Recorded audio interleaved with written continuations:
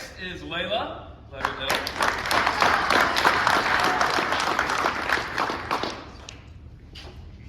Layla, I told her, I just have so much respect for her.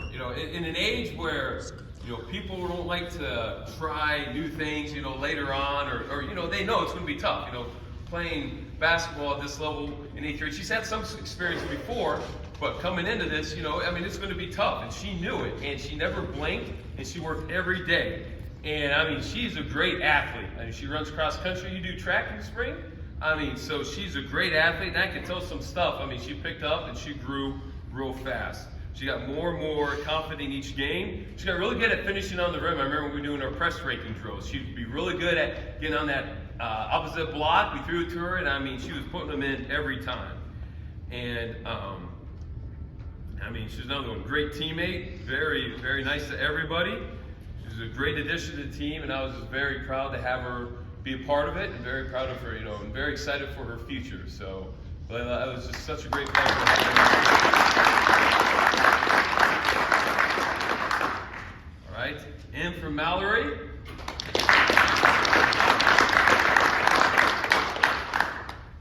I can tell by the look from her, what day is it going to be? And when it smiles, I know, oh man, she's going to be awesome. She's going to be locked in. And I could say by about Christmas from then on, it was all smiles like every day. And she was one too that I could see the aggressiveness just start to come out of her. One of our favorite drills that we like to do, we call it the Kansas rebounding drill, where 2 girls will be on the elbows, 2 girls will be in the block, and we take a shot, and then they got to box each other out. And we encourage to be physical.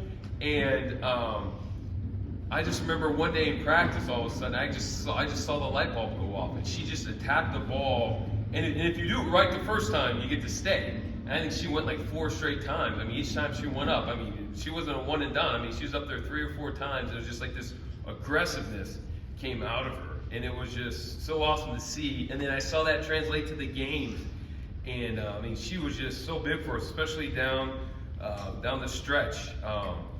She got good at finishing her drives. And I always told her too, I told her post players, I go, a lot of teams have a couple good guards, have a couple girls here or there. I go, but we're a complete team. We got point guard play, we got post play, we got wing play. And, when we're all clicking, we're going to be, I go, nobody should be able to touch that. And the girls did that at the very end of the season. And she was really big the first half of the CVCA game. I remember, some of us, got off to some slow starts that one, but she kept us in it. She had some big shots there the first half, and she kept us in that game where we were able to, not play our best half, and but it was only a 2-point game, and we were able to go out there in the second half and do that. But she came. I thought she was very huge, especially there in the postseason for us as well. And it was exciting too, going down to Fairless and get a 12-point game down there. So that's always a fun place to win. I remember you playing really well there that game as well. So just excited about her future, and she'll probably I might be looking up to her in a couple of years here, continuing to grow. But and Rebecca.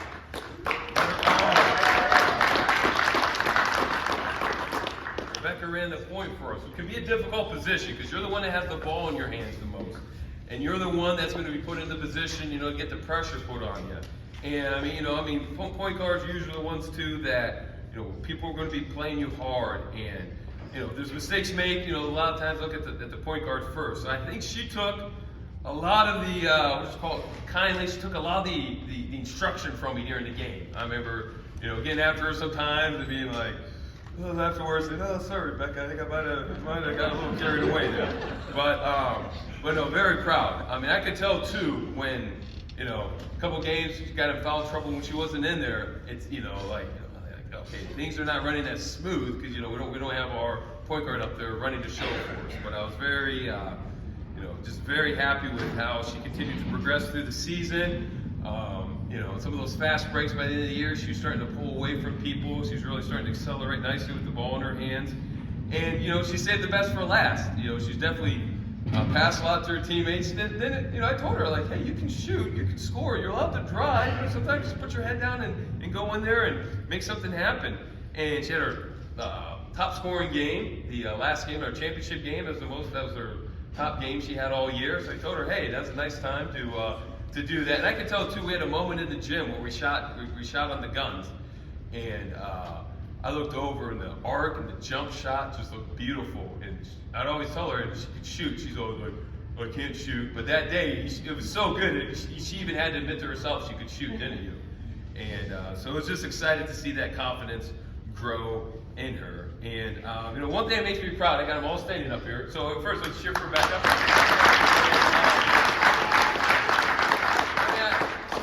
You know, some of the parents, you guys post stuff on Facebook or you share us videos. And one play I was real excited was the Orville game. Somebody shared a clip of the shot that Brooke made. But what made me the most proud of that play was after she shot it, there's 4 teammates all around her just as excited as she was to hit that shot. I mean, everybody had smiles on their faces.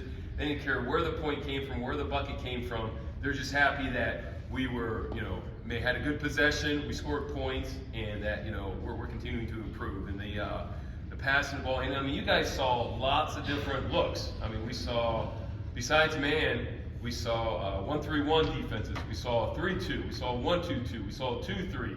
And we saw a box 1 there in the championship games. And I know a lot of good teams, they get into the championship game, and that championship game is won. I mean, it's one and done. And I've seen lots of good teams in middle school get to that championship game and get you know, we call it kind of a junk defense, get thrown at you that you don't typically see. And a lot of them, you know, will fold, or, you know, like, hey, you take this away, we don't have a left hand. But you girls proved that last game that you guys were able to do it. I mean, it was a very balanced scoring game.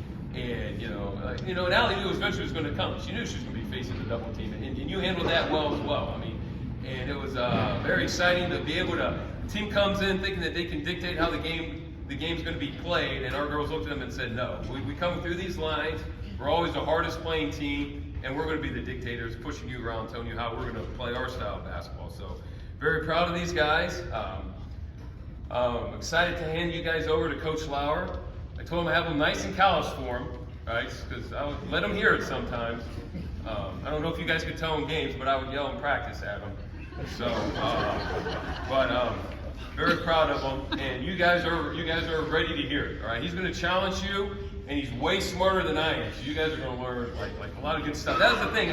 I coached a lot of these girls since 4th grade, so all their bad habits, I couldn't. If I had to point at the youth coaches before them, I would have to point at myself. So I'm just like yeah, I got to own everything. You know, the good is their talent. The bad was their youth coach, who was me. So that's how it was.